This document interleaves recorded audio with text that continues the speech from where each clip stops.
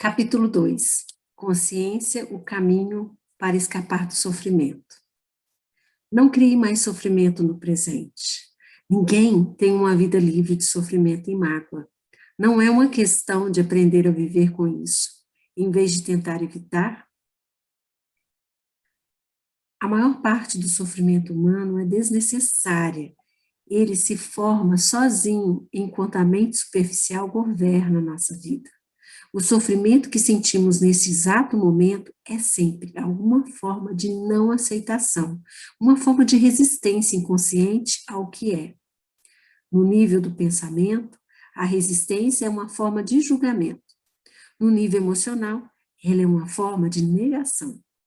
O sofrimento varia de intensidade de acordo com o nosso grau de resistência ao momento atual. E isso, por sua vez, depende da intensidade com que nos identificamos com as nossas mentes.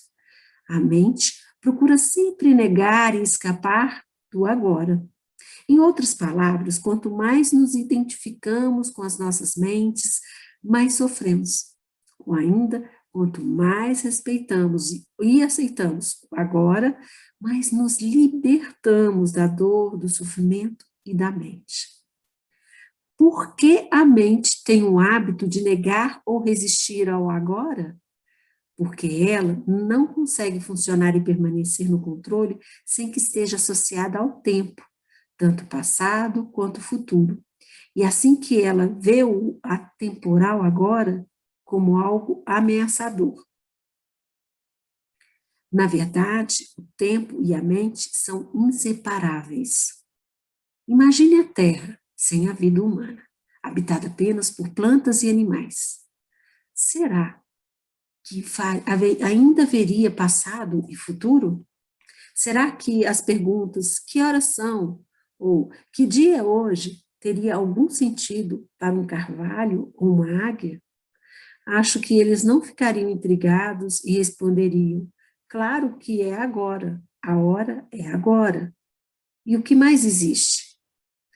Na dúvida de que precisamos, não há dúvida de que precisamos da mente e do tempo, mas no momento em que eles assumem o controle das nossas vidas, surgem os problemas, o sofrimento e a mágoa. Para garantir sua permanência no controle, a mente trabalha o tempo todo para esconder o momento presente com o passado e o futuro. Assim, a vitalidade e o infinito potencial criativo do ser, que é inseparável do agora, ficam encobertos pelo tempo e a nossa verdadeira natureza é obscurecida pela mente. Todos nós sofremos ao ignorar ou negar cada momento precioso ou reduzi-lo a um meio para alcançar algo no futuro, algo que só existe em nossas mentes, nunca na realidade. O tempo acumulado na mente humana encerra uma grande quantidade de sofrimento, cuja origem está no passado. Se não quer gerar mais sofrimento para você e para os outros, não crie mais tempo, ou pelo menos não mais do que o necessário para lidar com os aspectos práticos da sua vida. Como deixar de criar o tempo? Tendo uma profunda consciência de que o momento presente é tudo o que você tem. Faça do agora o foco principal da sua vida. Se antes você se fixava no tempo e fazia rápidas visitas ao agora, inverta essa lógica, fixando-se no agora e fazendo visitas rápidas ao passado e ao futuro quando precisar lidar com os aspectos práticos de sua vida. Diga sempre sim ao momento atual. O que poderia ser mais insensato do que criar uma resistência interior a alguma coisa que já é? O que poderia ser mais insensato do que se opor à própria vida, que é agora e sempre agora? Renda-se ao que é. Diga sim para a vida e veja como, de repente, a vida começa a trabalhar mais a seu favor em vez de contra você. Às vezes, o momento atual é inaceitável, desagradável ou terrível. As coisas são como são. Observe como a mente julga continuamente o comportamento, atribuindo nome às coisas. Entenda como esse processo cria sofrimento e infelicidade. Ao observarmos o mecanismo da mente, escapamos dos padrões de resistência e podemos, então, permitir que o momento atual exista. Isso dará a você uma prova do estado de liberdade interior, o estado da verdadeira paz interior. Veja, então, o que acontece e parta para a ação, caso necessário ou possível. Aceite, depois haja. O que quer que o momento atual contenha, aceite-o como uma escolha sua. Trabalhe sempre com ele, não contra. Torne um amigo e aliado, não seu inimigo. Isso transformará toda a sua vida, como por milagre, dissolvendo o sofrimento do passado. Enquanto não somos capazes de acessar o poder do agora, vamos acumulando resíduos de sofrimento emocional. Esses resíduos se misturam ao sofrimento do passado e se alojam em nossa mente e em nosso corpo. Isso inclui o sofrimento vivido em nossa infância, causado pela falta de compreensão do mundo em que nascemos. Todo esse sofrimento cria um campo de energia negativa que ocupa a mente e o corpo. Se olharmos para ele como uma entidade invisível com características próprias, estaremos chegando bem perto da verdade. É o sofrimento emocional do corpo. Apresenta-se sob duas modalidades, inativo e ativo. O sofrimento pode ficar inativo 90% do tempo, ou 100%, ativado em alguém profundamente infeliz. Algumas pessoas atravessam a vida quase que inteiramente tomadas pelo sofrimento, enquanto outras passam por eles em algumas situações que envolvem relações familiares amorosas, lesões físicas ou emocionais, perdas do passado, abandono, etc. Qualquer coisa pode ativá-lo, especialmente se encontrar ressonância em um padrão de sofrimento do passado. Quando o sofrimento está pronto para despertar um estágio inativo, até mesmo uma observação inocente feita por um amigo ou um pensamento é capaz de ativá-lo. Alguns sofrimentos são irritantes, mas inofensivos, como é o caso de uma criança que não para de chorar.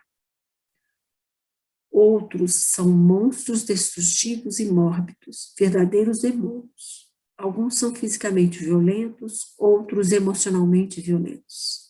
Eles podem atacar tanto as pessoas à nossa volta, quanto a nós mesmos, seus hospedeiros. Os pensamentos e sentimentos relativos à nossa vida tornam-se, então, profundamente negativos e autodestrutivos. Doenças e acidentes frequentemente acontecem desse modo. Alguns sofrimentos podem até levar uma pessoa ao suicídio. Às vezes, levamos um choque ao descobrir uma faceta detestável em alguém que pensávamos conhecer bem. Entretanto, é mais importante observar essa situação em nós mesmos do que nos outros. Preste atenção a qualquer sinal de infelicidade em você, qualquer que seja a forma, pois talvez seja o despertar do sofrimento. Ele pode se manifestar como uma irritação, um sinal de impaciência, um ar sombrio, um desejo de ferir, sentimentos de raiva, ira, depressão, ou uma necessidade de criar algum tipo de problema em seus relacionamentos. Agarre o sinal no momento em que ele despertar de seu estado inativo. O sofrimento deseja sobreviver, mas para isso precisa conseguir que nos identificamos. O sofrimento deseja sobreviver, mas para isso precisa conseguir que nos identifiquemos inconscientemente com ele. Portanto, quando o sofrimento toma conta de nós, cria uma situação em nossas vidas que reflete a própria frequência de energia da qual ele se alimenta. Sofrimento só se alimenta de sofrimento. Não consegue se alimentar de alegria. Acha indigesta. Quando o sofrimento nos domina, faz com que desejemos ter mais sofrimento. Passamos a ser vítimas ou perpetradores. Queremos infligir sofrimento ou senti-lo, ou ambos. Na verdade, não há muita diferença entre os dois. É claro que não temos consciência disso e afirmamos que não queremos sofrer. Mas preste bem atenção e verá que o seu pensamento e o seu comportamento estão programados para continuar com o sofrimento, tanto para você quanto para os outros. Se você estivesse consciente disso, o padrão iria se desfazer, porque desejar mais sofrimento é uma insanidade, e ninguém é insano conscientemente. O sofrimento é a sombra escura projetada pelo ego. Tem medo da luz da nossa consciência, teme ser descoberto.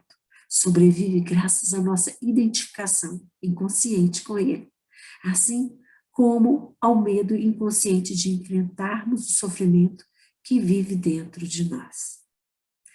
Mas, se não o enfrentarmos, se não direcionarmos a luz da nossa consciência para o sofrimento, seremos forçados a revivê-lo. O sofrimento pode nos parecer um monstro perigoso, mas eu lhe garanto que se trata de um fantasma frágil. Ele não pode prevalecer sobre o poder da nossa presença. Alguns ensinamentos espirituais dizem que todo sofrimento é, em última análise, uma ilusão. E isso é verdade. A questão é se isso é uma verdade para você. Acreditar simplesmente não transforma nada em verdade. Você quer sofrer para o resto da vida e permanecer dizendo que é uma ilusão? Será que essa atitude livra você do sofrimento? O que nos interessa aqui é o que podemos fazer para vivenciar essa verdade, ou seja, torná-la real em nossas vidas. Portanto, o sofrimento não quer que nós o observemos diretamente e vejamos o que ele realmente é. No momento em que o observamos, sentimos seu campo energético dentro de nós e desfazemos nossa identificação com ele. Surge uma nova dimensão da consciência. Chamo isso presença. Passamos a ser testemunhas ou observadores do sofrimento. Isso significa que ele não pode mais nos usar, fingindo ser o nosso eu interior. Então, não temos mais como realimentá-lo. Aqui está a nossa mais profunda força interior. Acabamos de acessar o poder do agora. O que acontece ao sofrimento quando nos tornamos conscientes o bastante para romper a nossa identificação com ele? A inconsciência cria o sofrimento. A consciência transforma o sofrimento nela mesma. São Paulo expressa esse princípio universal de uma forma linda ao dizer: tudo é revelado ao ser exposto à luz, e o que for exposto à própria luz se torna luz. Assim, como não se pode lutar contra a escuridão, não se pode lutar contra o sofrimento. Tentar fazer isso poderia gerar um conflito interior e um sofrimento adicional. Observar o sofrimento já é o bastante. Observá-lo implica aceitá-lo como parte do que existe naquele momento. O sofrimento consiste na energia vital aprisionada que se desprendeu do campo energético total e se fez temporariamente autônoma, através de um processo artificial de identificação com a mente. Ela se volta para dentro de si mesma e se torna algo contrário à vida, como um animal tentando comer o próprio rabo. Por que você acha que a nossa civilização se tornou tão autodestrutiva? Acontece que as forças destrutivas da vida ainda são energia vital. Mesmo quando começamos a deixar de nos identificar e nos tornamos observadores, o sofrimento ainda continua a agir por um tempo e vai tentar fazer com que voltemos a nos identificar com ele. Embora não esteja mais recebendo a energia originada da nossa identificação com ele, o sofrimento ainda tem sua força, como uma roda gigante que continua a girar, mesmo quando deixa de receber o impulso. Nesse estágio, o sofrimento pode até ocasionar dores em diversas partes do corpo, mas elas não vão durar. Esteja presente, fique consciente, vigie o seu espaço interior. Você vai precisar estar presente e alerta para ser capaz de observar o sofrimento de um modo direto e sentir a energia que emana dele. Agindo assim, o sofrimento não terá força para controlar o seu pensamento. No momento em que o seu pensamento se alinha com o campo energético do sofrimento, você está se identificando com ele e, de novo, alimentando com seus pensamentos. Por exemplo, se a raiva é a vibração de energia que predomina no sofrimento e você alimenta esse sentimento, insistindo em pensar no que alguém fez para prejudicá-lo ou no que você vai fazer em relação a essa pessoa, é porque você já não está mais consciente e o sofrimento se tornou você. Onde existe raiva, existe sempre um sofrimento oculto. Quando você começa a entrar em um padrão mental negativo e a pensar com a sua vida, como a sua vida é horrorosa, isso quer dizer que o pensamento se alinhou com o sofrimento e que você se tornou inconsciente e vulnerável a um ataque de sofrimento. Utilizo a palavra inconsciência no presente contexto para expressar uma identificação com o padrão mental ou emocional. Isso implica a ausência completa do observador. Manter-se em um estado de alerta, consciente, destrói a ligação entre o sofrimento e o mecanismo do pensamento e aciona o processo de transformação. É como se o sofrimento se tornasse o combustível para a chama da consciência, resultando em um brilho de mais intensidade. Esse é o significado esotérico da antiga arte da alquimia, a transformação do metal não precioso em ouro, do sofrimento em consciência. A separação interior cicatriza e você se torna inteiro outra vez. Cabe a você, então, não criar um sofrimento adicional. Resumindo o processo, concentre a atenção no sentimento dentro de você. Reconheça que é o sofrimento. Aceite que ele esteja ali. Não pense a respeito. Não permita que o sentimento se transforme em pensamento. Não julgue nem analise. Não se identifique com o sentimento. Esteja presente e observe o que está acontecendo dentro de você. Perceba não só o sofrimento emocional, mas também a presença de alguém que observa, um observador silencioso. Esse é o poder do agora, o poder da sua própria presença consciente. Veja então o que acontece.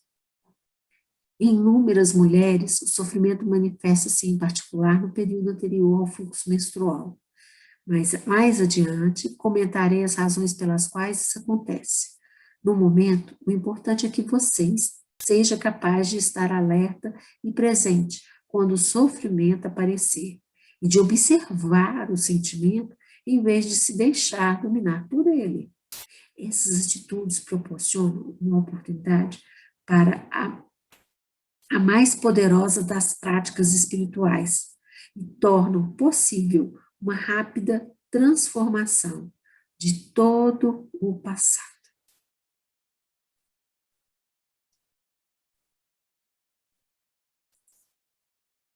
A identificação do ego com o sofrimento. O processo que acabei de descrever é extremamente poderoso, embora simples. Poderia ser ensinado a uma criança e tenho a esperança de que um dia será uma das primeiras coisas a serem aprendidas na escola.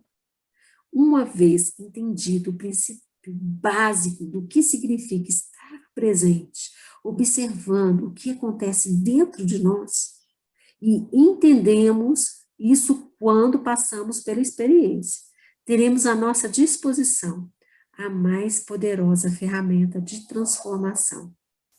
Não nego que podemos encontrar uma forte resistência interna tentando nos impedir de pôr fim à identificação com o sofrimento. Isso acontecerá particularmente se tivermos vivido intimamente identificados com o sofrimento emocional durante a maior parte da vida e se tivermos investido nele uma grande parte, ou mesmo todo o nosso sentimento de eu interior.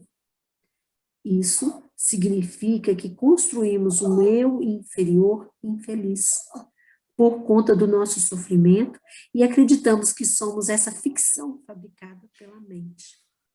Nesse caso, o nosso medo inconsciente de perder a identidade vai criar uma forte resistência a qualquer forma de não identificação. Em outras palavras, você preferiria viver com o sofrimento, ser o sofrimento, a saltar para o desconhecido, correndo o risco de perder o seu infeliz, mas familiar eu interior. Se esse é o seu caso, observe a resistência dentro de você. Observe o seu apego ao sofrimento. Esteja muito alerta. Observe como é estranho ter prazer em ser infeliz. Observe a compulsão de falar ou pensar a esse respeito. A resistência deixará de existir se você torná-la consciente. Poderá então dar atenção ao sofrimento, estar presente como testemunha e iniciar a transformação. Só você pode fazer isso. Ninguém pode fazer por você. Mas, acaso tenha bastante sorte de encontrar alguém intensamente consciente, se puder estar com essa pessoa e juntar-se a ela no estado de presença, isso poderá ser de grande utilidade, acelerando o processo. Se isso acontecer, a sua própria luz logo brilhará mais forte. Quando colocamos um pedaço de lenha que tenha começado a queimar há pouco tempo perto de outro que está queimando vigorosamente, e depois separamos os dois novamente, o primeiro tronco passará a queimar com uma intensidade muito maior. Afinal de contas, é o mesmo fogo. Ser um fogo dessa natureza é uma das funções de um mestre espiritual. Alguns terapeutas estão aptos a preencher essa função, desde que tenham alcançado o ponto além do nível da consciência e sejam capazes de criar e sustentar um estado de presença intensa e consciente enquanto estiverem trabalhando com você. A origem do medo. Você mencionou o medo como uma parte do nosso sofrimento emocional latente. Por que há tanto medo na vida das pessoas? Uma certa dose de medo não é saudável. Não é saudável?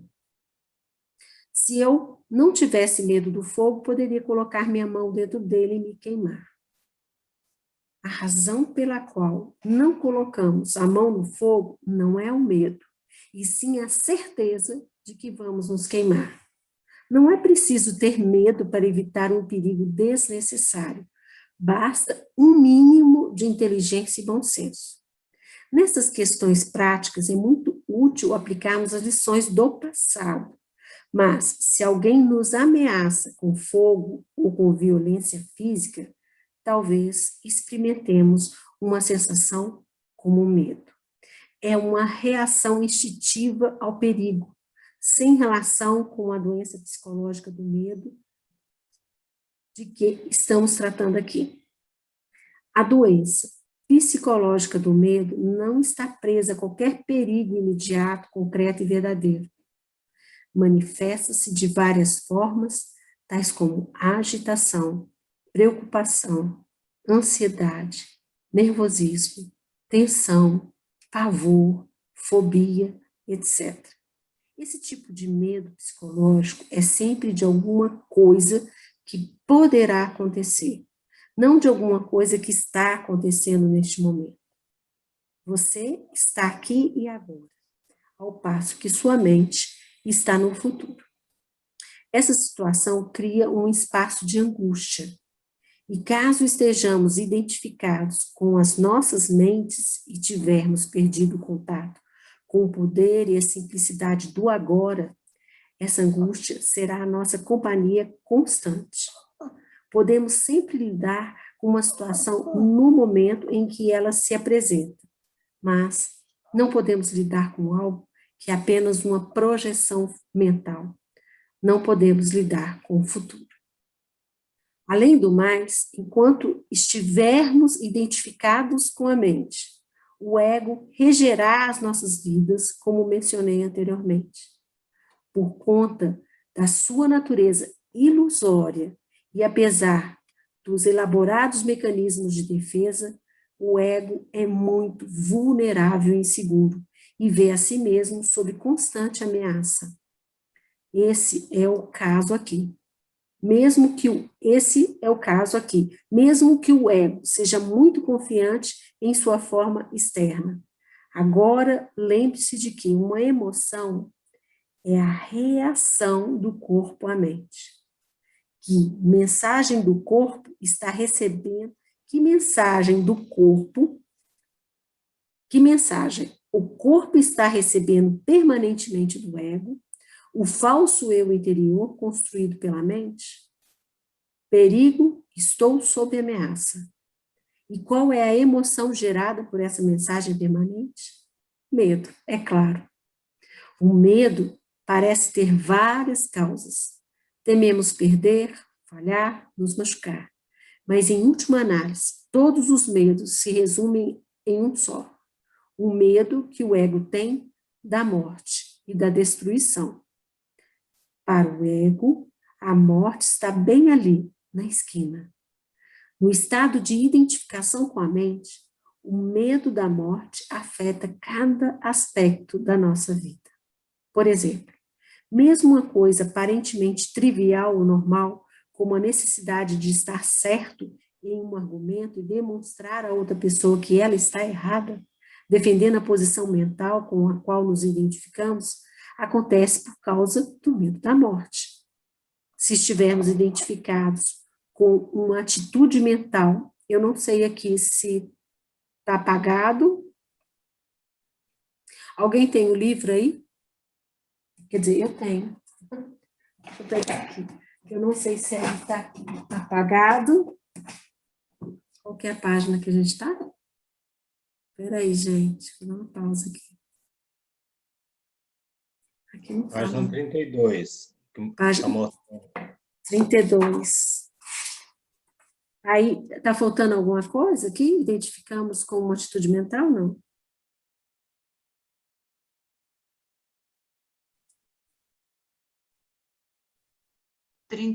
Não pode, porque bom, na minha edição, o capítulo 2 começa na página 36.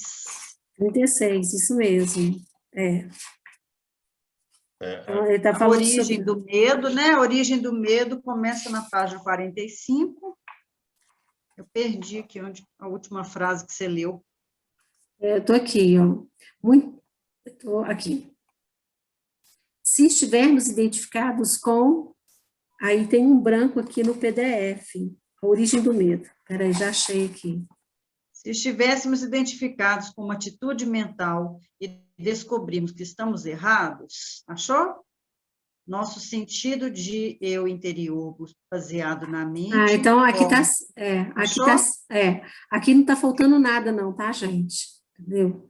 Eu estou olhando pelo livro aqui, se estivermos identificados com o medo, com uma atitude mental. Isso, se estivermos identificados com uma atitude mental e descobrirmos que estamos errados, nosso sentido de eu interior baseado na mente corre um sério risco de destruição.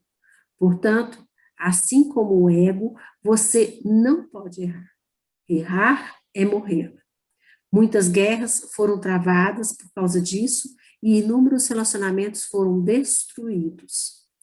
Uma vez que não estejamos mais identificados com a mente, não faz a menor diferença para o nosso eu interior estarmos certos ou errados.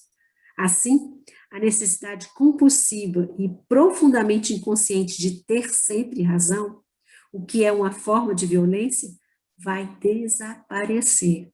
Você poderá declarar de modo calmo e firme como se sente ou o que pensa a respeito de algum assunto, mas sem agressividade ou qualquer sentido de defesa. O sentido do eu interior passa a se originar de um lugar profundo e verdadeiro dentro de você, não mais da sua mente. Tenha cuidado com qualquer tipo de defesa dentro de você. Se está se defendendo de quê? De uma identidade ilusória, de uma imagem em sua mente, de uma entidade fictícia? Ao trazer esse padrão à consciência, ao testemunhá-lo, você deixa de se identificar com ele. Sob a luz da sua consciência, o padrão de inconsciência irá se dissolver rapidamente. Esse é o fim de todos os argumentos e jogos de poder, tão prejudiciais aos relacionamentos. O poder sobre os outros é a fraqueza disfarçada de força. O verdadeiro poder é interior e está à sua disposição agora. O medo será uma companhia constante para qualquer pessoa que esteja identificada com a mente e, portanto, desconectadas do seu verdadeiro poder, o eu profundo enraizado no ser. O número de pessoas que conseguiram alcançar o ponto além da mente ainda é extremamente pequeno, o que nos leva a presumir que virtualmente todas as pessoas que você encontra ou conhece vivem em um estado permanente de medo. Só o que varia é a intensidade. Ele flutua entre a ansiedade e o pavor, uma ponta da escala ele flutua entre a ansiedade e o pavor numa ponta da escala e um desconfortável, vago e distante sentido de ameaça na outra. Muitas pessoas só tomam consciência disso quando o medo assume uma de suas formas mais agudas. A busca do ego pela plenitude. Um outro aspecto do sofrimento emocional é uma profunda sensação de falta, de incompletude, de não se sentir inteiro. Em algumas pessoas isso é consciente, em outras não. Quando está consciente, a pessoa tem uma sensação inquietante de que não é respeitada ou boa o bastante. Mas na forma inconsciente, essa sensação se manifesta indiretamente como um anseio, uma necessidade ou uma carência intensa. Em ambos os casos, as pessoas podem acabar buscando compulsivamente uma forma de gratificar o ego e preencher o buraco que sentem por dentro. Assim, empenham-se em possuir propriedades, dinheiro, sucesso, poder, reconhecimento ou um relacionamento especial para se sentirem melhor e mais completas. Porém, mesmo quando conseguem todas essas coisas, percebem que o buraco ainda está ali e não tem fundo.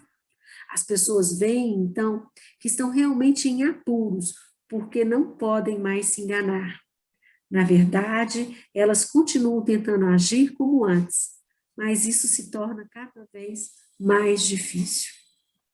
Enquanto o ego dirige a nossa vida, não conseguimos nos sentir à vontade, em paz ou completos, exceto por breves períodos, quando acabamos de ter um desejo satisfeito. O ego precisa de alimento e proteção o tempo todo. Tem necessidades de se identificar com coisas externas, com propriedades, status social, trabalho, educação, aparência física, habilidades especiais, relacionamentos, história pessoal e familiar, ideais políticos e crenças religiosas. Só que nada disso é você. Levou um susto? Ou sentiu um enorme alívio? Mais cedo ou mais tarde, você vai ter que abrir mão de todas essas coisas. Pode ser difícil de acreditar. Eu não estou aqui pedindo a você que acredite que a sua identidade não está em nenhuma dessas coisas. Você vai conhecer por si mesmo a verdade, lá no fim, quando não sentir a morte se peraí, desculpa. Você vai conhecer por si mesmo a verdade lá no fim, quando sentir a morte se aproximar. A morte significa um despojar-se de tudo que não é você. O segredo da vida é morrer antes que você morra e descobrir que não existe morte. Nossa, lindo. Show demais, né, gente? Parar Intenso. aqui. Muito intenso, muito intenso. Ei, Silvia, que bom que você está aqui. Agora que eu estou vendo as pessoas, né? Porque eu só fui clicando no admite, admite, admite, e não fui vendo e continuando a leitura. Né? Muito intenso, muito intenso. Na realidade, a maior parte do tempo, eu vou colocar aqui, né, assim, um resumo do que eu entendi, e aí também fica aí aberto para todo mundo fazer a sua colaboração, para a gente criar aqui, né, um entendimento, uma consciência. Né? Na realidade, a gente passa a maior parte do tempo vivendo uma grande ilusão. Nos apegamos a padrões de comportamentos e pensamentos dentro da nossa mente que viram um turbilhão, né, num redemoinho vicioso, né? Aquilo ali, você vai só não crescendo, e pensamentos negativos querem mais pensamentos negativos, né? O Eckhart Tolle, ele liberou um módulo lá do curso dele, eu não sei se alguém está acompanhando, né, as postagens dele, e dos últimos aulas desse módulo, ele fala, né, que o pensamento, quando você está no aqui e agora, pleno, o pensamento positivo, ele não precisa de outro pensamento positivo, ele não fica buscando outros pensamentos, basta, aquilo ali é pleno. Agora, se você tem um pensamento negativo, ele começa a atrair vários outros, você começa a se ligar diversas historinhas dentro da sua cabeça. E é interessante, né, porque dentro do curso de psicologia, eu não lembro qual que era a matéria que eu estava cursando, né, mas o que me veio muito na hora que eu estava lendo esse texto é a questão de você não se apaixonar pelas histórias, né? Acho que romantizam-se muito a questão de ser Marte, ser vítima, ser, né, sofredora, e porque sofreu tanto que aí se tornou, né, uma pessoa, né, iluminada, não desconsiderando todo o sofrimento da humanidade, mas as pessoas começam a se identificar com essa história, né, com a história de sua própria vida, com o sofrimento de sua própria vida, se apegando àquilo para construir essa identidade. E isso acaba te aprisionando a um padrão de pensamento que sempre vai se retroalimentar de algo do passado, com medo de algo do futuro. Né? E é um ciclo vicioso.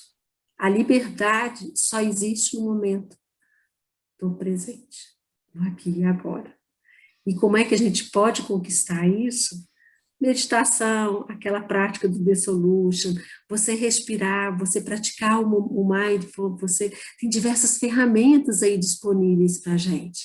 E se você não aprendeu nenhuma dessas ferramentas, vai fazer aquilo que você gosta, seja regar a planta, seja, né, outro dia eu estava conversando assim, Marlene, estava conversando com a Regina, que o marido dela chegou, eles moram na praia, gente, o marido dela é pescador.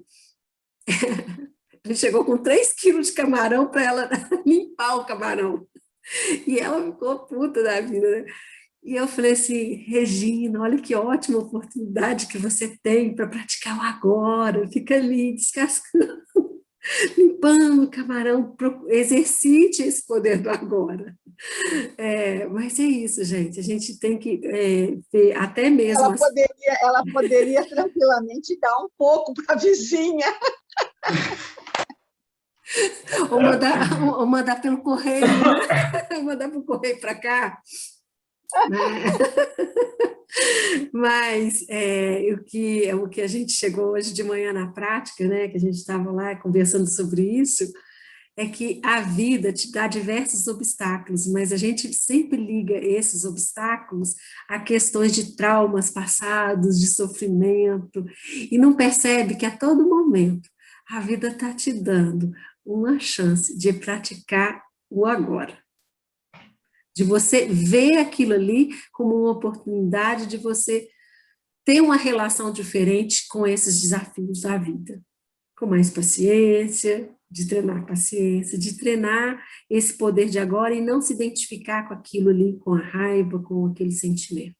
Bem, foi mais ou menos isso que eu observei nesse texto que a gente leu. Vou e deixar a palavra para vocês. Passo o bastão da palavra aí para si, Marlene, para Vanessinha. Levanta a mão aí, quem apertar para levantar a mão, passa o bastão.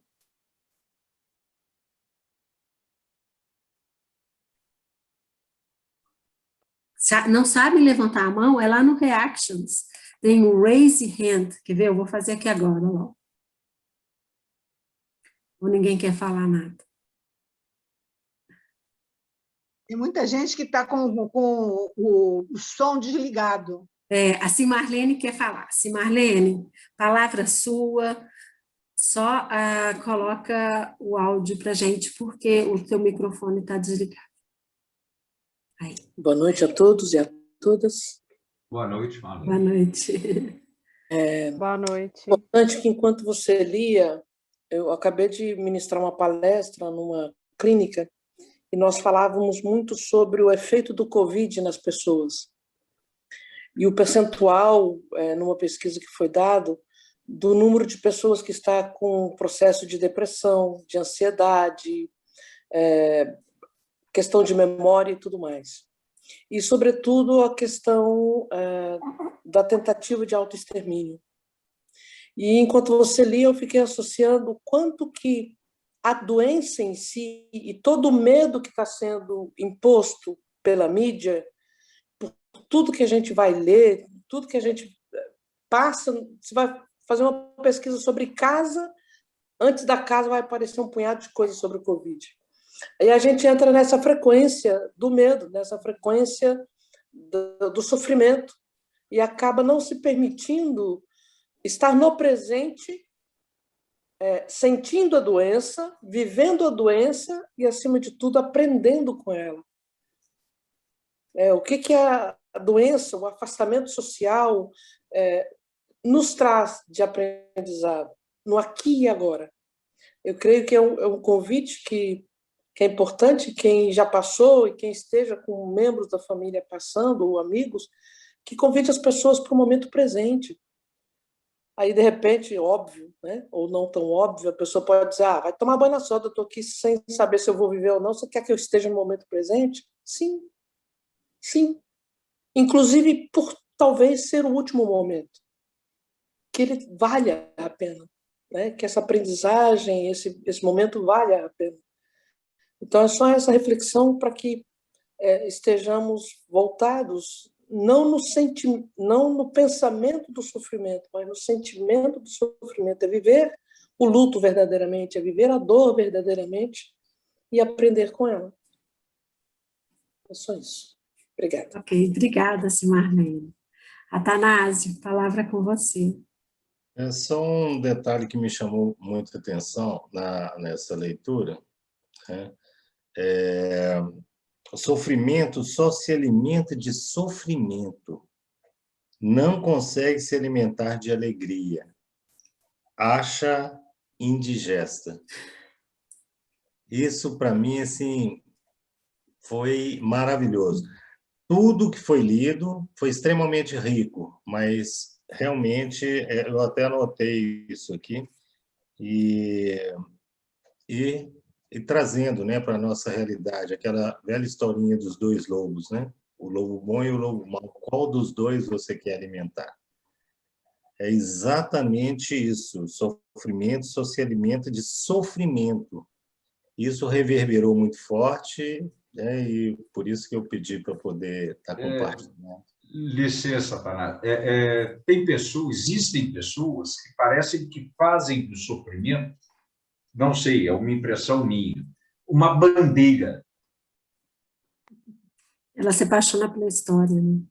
Não, Hã? eu discordo de você. Uma boa parte, muitas pessoas, não é boa parte, não, muitas pessoas realmente vivem do sofrimento. Exatamente porque, inclusive, no texto, né, está colocado isso. Elas se fazem de vítima. De vítima. É a vitimologia. Então, esse detalhe aí é bom ressaltar também, né? Porque tem pessoas que não conseguem realmente, por essa crença, né, de que se ela se colocar no lugar de vítima, ela vai ter muitos ganhos.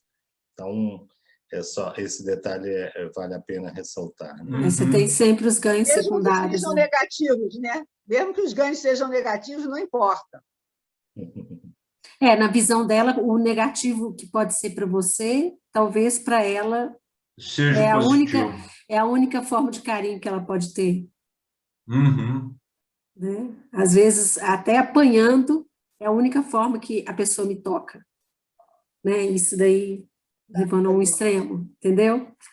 E completando exatamente, Atanásio, isso que você falou, em relação a essas aulas que foram liberadas pelo Eckhart Tolle, né, e ele fala lá, né, pensamentos positivos e negativos, exatamente. E ele vem falando, olha só, é porque eu transcrevi literalmente as aulas. Também pode perceber que pensamentos negativos proliferam e multiplicam-se muito mais rapidamente que pensamentos positivos. Um pensamento negativo quer proliferar e quer produzir mais pensamentos negativos. E pode perceber que um pensamento positivo é feliz sozinho. Não puxa uma direção da proliferação de mais pensamentos positivos. Ele por si basta. É muito menos provável que um pensamento positivo se torne obsessivo do que obsessivo daqueles que não te conseguem. É muito menos provável que um pensamento positivo se torne obsessivo do que o negativo, porque o negativo se torna obsessivo, né? Daqueles que não te conseguir ver-se livre, do que um pensamento negativo. Né? Então, assim, como é que o negativo, ele às vezes se torna até obsessivo, né? Então, a pessoa fica só naquele ciclo vicioso e ela não consegue sair, enquanto ela não der um stop no sentido assim de apaziguar até a sensação corporal. E o interessante é que a produção de hormônios e toda a química do corpo no processo dos pensamentos negativos e por consequente, as emoções negativas, elas são viciantes, né? Então, você também tem, por trás de pensamentos e emoções, toda uma química corporal funcionando, né? Que vai te deixando ali, aquele cortisol, te deixando viciado. E aí, uma coisa retroalimenta a outra. É verdade. O cortisol, a adrenalina também, né? Adrenalina, cortisol. Tem uns outros nomes aí também que às vezes falham a memória, mas é por aí mesmo. Todas as substâncias, elas são viciantes. Então, com isso, você retroalimenta um padrão até de comportamento. Só relembrando um detalhezinho que que você leu aí também, o momento que dá aquele insight, né, para a gente é exatamente o momento que a gente toma consciência, né, dessas situações. A partir do momento que tomou consciência, ou seja, a consciência te coloca no presente. Então, você toma consciência e foi, opa. Olha o que eu estou fazendo. E o fato de... não muda tudo não, Silvia. Não, a chave não é assim, num estalo. Né? Às vezes a pessoa percebe, olha, é isso. Aí passa um pouquinho, né, escorrega na banana outra vez. Fiz de novo. Né? E vai assim, e vai caminhando, escorregando, mas pelo menos agora quando ela escorrega, ela sabe por que ela escorregou. ela sabe o que ela está fazendo, ela sabe que ela está se colocando no lugar de vítima.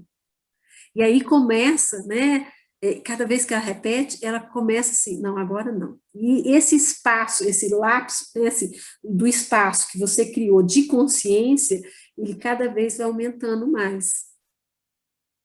Né? E é bonito, porque a luz está gerando a luz ali dentro de você. E quanto mais você clareia, mais você consegue ir limpando esses padrões de pensamentos, de comportamentos e emoções. E, na realidade, é muito bonita a simbologia que ele usa em termos de luz, né? Porque, na realidade, se a gente vai limpar um ambiente que está escuro, a gente não consegue limpar direito. A gente precisa de luz para limpar bem, não é? E é exatamente isso que ele propõe, né? No fato de você trazer a consciência e... Alessandra, oi, Alessandra, pode falar. Ei, boa noite. Boa noite. Boa noite, Alessandra. Boa noite. Esse processo também de autoconhecimento, que esse processo da consciência, é aquele momento das escolhas, né? É o livre-arbítrio. Então, quer dizer, você escolhe mudar ou então você escolhe permanecer nesse papel, nesses pensamentos que se retroalimentam, né? Porque igual aquela coisa, igual outro dia eu estava vendo assim, tem a yoga do sorriso. E é verdade, quando a gente começa a sorrir, gente, a gente não para. Porque a gente não é assim, a gente... um bebê, você pegar um áudio de bebê rindo, a gente começa a rir numa proporção que é uma coisa mais gostosa da vida. Então as pessoas escolhem rir ou chorar, né? Assim, e gostam de ficar nesse papel. Para mim é isso, essas escolhas, essa consciência é complicado, né?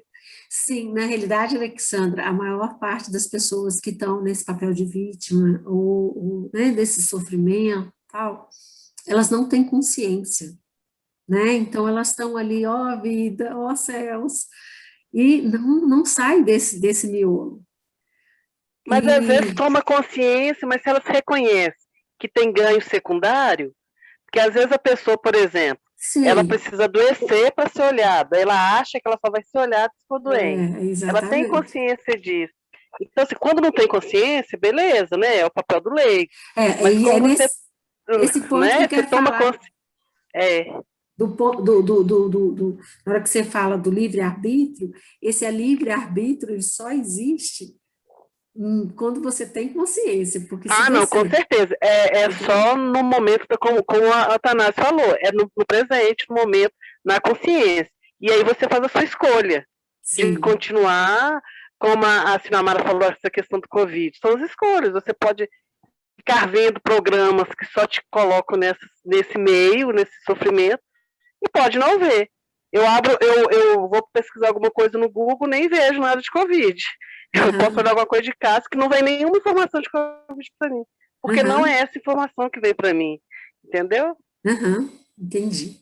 É isso mesmo. E a pessoa só vai ter coragem e força suficiente para tomar uma decisão diferente do padrão do que ela já tinha, depois que ela teve um percurso aí de vários insights, várias luzes, vários pedacinhos de consciência, né? É muito bacana quando a pessoa tem um insight, uau, e não, vou mudar e muda, mas é raro.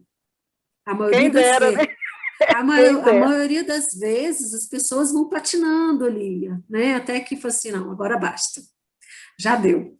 E aí realmente vai e toma um outro nível de consciência, né? Mas estar consciente não significa que a gente está consciente de tudo, né? Às vezes a gente patina num problema e começa a ter consciência dele, muda, mas em outros tantos continua patinando, né? Então, esse estar consciente é um trabalho, é um lapidar, eu acho que quase que infinito, né? A gente está sempre trazendo mais luz para as coisas que às vezes a gente não percebia, né? E o que nos mostra isso são os nossos problemas. Quando a gente encara um desafio, o que eu estou fazendo que eu estou atraindo isso para a minha vida? Né? Então, quando a gente pega esses pepinos, esses emaranhados que às vezes a gente não dá conta, é que a gente percebe que ainda falta algum percurso na nossa consciência para a gente clarear e tomar melhores decisões. Então, sejam condescendentes com vocês mesmos também, né? Não fiquem se julgando, não, está tudo errado. Não é por aí também, né? Então, eu acho que o fato de a gente estar aqui em grupo, estudando uma obra como essa, já é um passo maravilhoso para que a gente traga luz, para a gente conquiste essa atenção agora. E se proponha desafios, né? A gente podia até, aqui no grupo, se propor os desafios dessa semana para a semana que vem, para o próximo capítulo. O que eu posso fazer para estar mais atento ao momento agora? Eu vou mastigar mais a comida na hora do alimento? Eu vou desligar o meu celular e vou estar só ali eu e meu alimento? Ou na hora do banho, na hora que eu for tomar um banho, eu vou prestar mais atenção? O que eu posso fazer durante essa semana, até a semana que vem, para estar mais no aqui e agora? Toda vez que eu pensar, vamos supor que vocês tenham aí algum pensamento repetitivo, negativo, toda vez que eu pensar nisso, eu vou fazer alguma coisa para que me traga para o presente. Eu vou tomar 3 respirações e me abraçar, ou fazer algo que me traga para o presente. Né? Então, fica aqui a sugestão da gente, tá? Atanásio, o Fernando levantou a mão primeiro, eu vou passar a palavra para ele, depois você... Não. Era até com o Atanásio, mas com você mesmo, eu ia jogar uma pimentinha nisso que a Alessandra falou. Falou, ótimo, pode falar. A frase, a água só corre pelo mar. Coitado, tudo meu dá errado. Ah, minha Nossa Senhora! Só para rico que dá certo, para mim não dá. Ô, gente, o que você está fazendo para você chegar? Isso mesmo, Fernando. O que você está tentando fazer? Você fez uma colocação agora de estar no momento. Eu era uma pessoa que eu estava com 2 celulares, computador, telefone fixo, e conversando com você. Hoje, esse horário é meu. Não existe celular, não existe fixo. Bacana demais. Eu aprendi a tirar momentos para mim. Está inteiro, né? Como? Estar inteiro. Estar inteiro. Mas não é só para participar do grupo. Eu tiro determinado horário do dia, 1 hora, 40 minutos, ali é meu. Eu vou sentar e vou refletir. Ótimo. Porque é difícil. Você vive o problema de todo mundo e esquece de você. E quem vai olhar para você? Exatamente, Fernando. Né? Mas eu queria ver o que você, mas o Atanásio pensa. A água só corre para o mar. Nunca para o riacho. Eu acho que a água evapora também, viu? Também. E cai também do céu. e sai pelo esgoto. Não, e entra no... São infinitas possibilidades. E entra para dentro da terra também. Também. Tem um aquífero, né? Não sei, tem muitos movimentos. Pode ser que no final todo mundo vá para o mar. Mas Desculpa. o que eu coloquei, é a questão de você se fazer vítima e se sentir acomodado com isso. Sim. Diga, Atanásio. Então, respondendo, não. Na realidade, eu não vou dar uma resposta. Vou colocar mais um elemento para o Fernando pensar e refletir sobre. Eu estou considerando que esse é o processo normal da natureza. né? Desde o nascimento da água, desde que ela cai no riacho, se transforma no rio, até chegar Chegar no oceano. no oceano. Então, esse é um processo normal. Isso não tem como nós mudarmos. Algumas vezes mudamos o curso dela, mas ela vai estar sempre desviando das barreiras, né, para poder fazer o que ela precisa fazer, que é o caminho dela, é o caminho normal. Então, ecologicamente falando, a água, nós não temos controle sobre ela. Considerando tudo isso que a Carla disse também, que vem da chuva, que vai para o aquífero, né, e que vai para o mar, dando crédito para você. Agora, fazendo essa analogia, né, com essa coisa do vitimismo, eu não estou conseguindo associar uma coisa com a outra, né, trazendo para o nosso, né, o nosso eu. Né? Eu não estou conseguindo ainda, mas pode ser que a gente consiga elaborar alguma coisa. Mas, respondendo, Fernando, a água realmente só vai para o mar. E outro detalhe, se você colocar o dedinho nela, você não consegue colocar o dedinho nela pela segunda vez, não. Então, ela tem Já um passou. caminho, já passou, já é passado, né? Agora, dentro dessa sugestão da Carla, só dando, né, mudando um pouquinho do assunto, o que me veio, né, foi até numa live que eu fiz essa semana, como sugestão, nós estamos higienizando muito nossas mãos. Só que é tudo automático.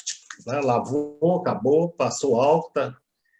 A minha sugestão de hoje até o nosso próximo encontro é toda vez que nós formos ter este contato com as mãos, para nós fazermos realmente sentindo.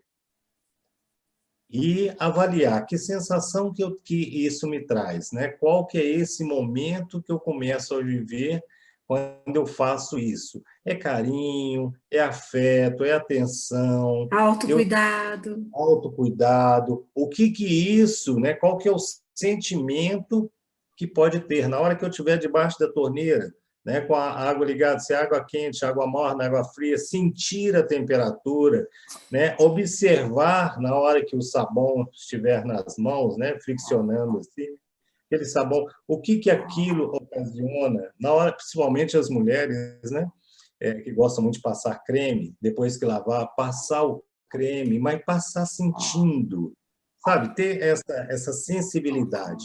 Então, essa fica a minha proposta, Carla, né, Bacana. Então, proposta do grupo, aceita, Tanás, proposta do grupo.